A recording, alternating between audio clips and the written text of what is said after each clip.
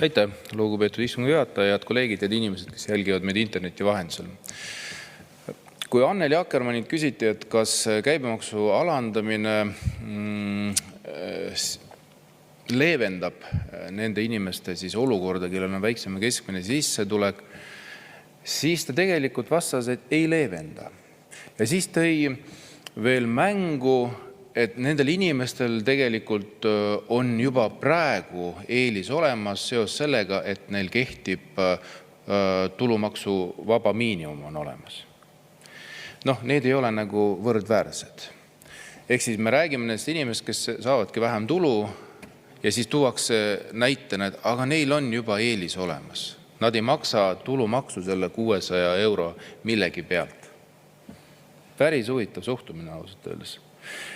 Seda võiks nagu rääkida nendele inimestele, kellega ma täna kohtusin Mustamäel koosolekul, kes tegelikult väljendasid nördimust praeguse valitsuse tegevuse osas, kes väljendasid nördimust, et jälle 1. juulist tõuseb käibemaks. Kuidas need inimesed hakkama saavad? Ja see oligi nende siiras küsimus mulle, et Lauri, kuidas me hakkama saame?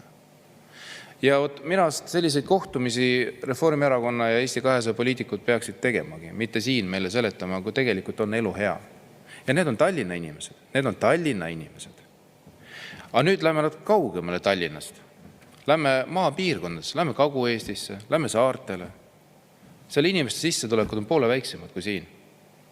Ja teie ütlete, et me tõstame siin käibemaksu 20, 22, 24, tõstame tulumaksu, aktsiise, rakendame automaksu. Ei ole hullu, saate hakkama. Kuidas see niimoodi võimalik on? Kas te tõesti ei suhtle inimestega? Kas tõesti ei saa aru, kuidas inimesed elavad? Suust suhu. See on probleem. Ja te räägite siin sellest, et aga neil on eelis olemas ja kui vaja, lähevad sotsiaalosakonda ka ja sotsiaalosakonnast saadava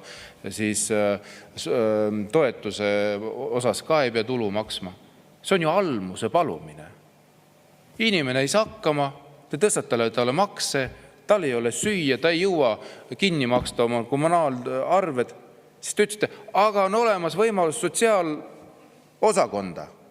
Jah, mina olen Mustamäel 6 aastat töötanud. Ma tean väga hästi neid inimesi, kes käivad sotsiaalosakonnas. See ei ole lihtne. Nad käivad ja kerjavad, paluvad almust. Seetõttu, et nad Eesti riik ei suuda neid teistmoodi kohelda. Te pidevalt koormate neid. Ja nemad peavad omakorda siis käima sotsiaalosakonnas küsima endale abi.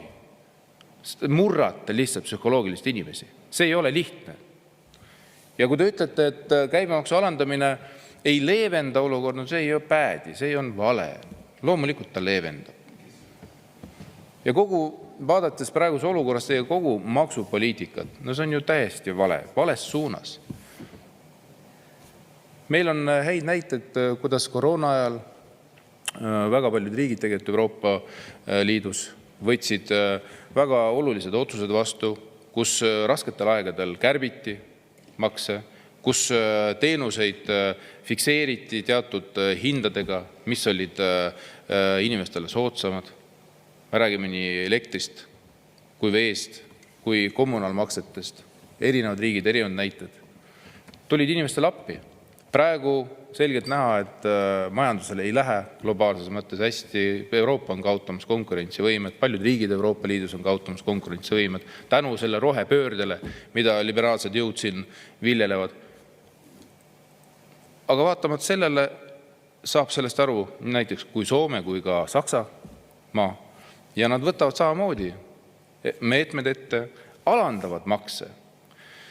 Kui me vaatame tarbimismaksude koormust erinevates riikides, ma toon mõningad näited. Kui meie tarbimismaksude osakaal riigieelarve tuludest on 42%, siis Soome on 32%, Rootsi on alla 30%, Saksamaa on 30% lähedal, Prantsusmaa natuke alla 30%, Itaalia 30% lähedal, Holland 35% lähedal. Aga selline tunne, et need riigid vist ei oska raha asju ajada. Soovid sa lisaaega? Jaa, võtaks veel 3 minutit. 3 minutit lisaks. Ei oskagi ajada, et siin Eestis Reformierakond ajab kõige parem. Tema teab, kuidas neid asju teha. Aga äkki lähete õpetate siis neid? Vaatate ka, et kuidas on võimalik seal viia sellise majanduse, sellise auku, nagu te olete praegu viinud Eesti majanduse. Kus te väidate, et tarbimismaksud on tõstmine on hea asi, seda tuleb teha ja tegelikult uhkustate, et üldine maksukoormus on 36% juures. Need numbrid tegelikult tavainimesi ei aita, et te ütlete, et üldine maksukoormus on 36% juures, et see nagu tagab meile konkurentsivõime. Mina ei näe, et siin oleks järjekorras välismaa ettevõtted või investorid, kes tahaks praegu Eestisse investeerida. Tänu sellele, et teie väidate, et meil on üleüldine maksukoormus 36% ja see peaks tagama meile konkurentsivõime suures turus. Kui oleks ukse taga, koputaks, me tahame hirmsasti tulla tänu sellele Eestisse investeerima, siis ma sellist juttu ei räägiks. Need väited, mis on praegune valitsus välja käinud, millega uhkustab rahandusminister, no siin ei ole millegi uhkustada. Rahvas muutub vaesemaks, on fakt. Pensionärid olid vaesed, on siiamaani vaesed. Ja mis on kõige hullem, see vaesus läheb ka noorte hulka ja selle kohta on olemas statistika. Meil on väga suur osakaal, kes elab absoluutses ja suhtelises vaesuses ja sinna juurde on tulnud ka noorte hulk. Ja see noorte hulk kasvab, seda me ka teame. Ja siis te ütlete, et käibemaksu alandamine ei lahenda probleeme. Ei vii selle leiva, saia ega piima hinna alla. Et selle niikuinii võtavad kaupmehed endale ära. See ei vasta tõele ju.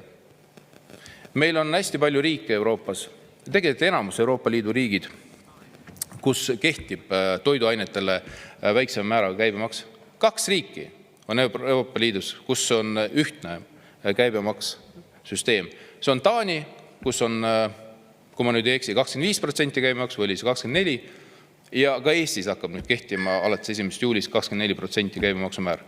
Kõikides teistes Euroopa Liidu riikides on toiduainetele, vähemalt toiduainetele, esmatarbetele on käibemaksud alla toodud.